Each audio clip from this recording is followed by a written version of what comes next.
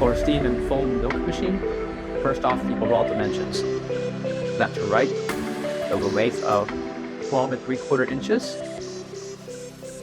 a depth 10 inches, and overall height 25.5 inches tall. Coming to the top of the control panel, the left button being the setting center. The sensor will be the up and down for temperature. Allow it to start. It will be a dispenser for hot water, cold. Coming to the right will be the feature for the steam function. This will make your drinks and create your drinks with foam and sun with the steam feature. Coming to the bottom will be a removable dispense tray. Measurement of the tray will include 10 1/4 inches in length by 2.5 inches in height.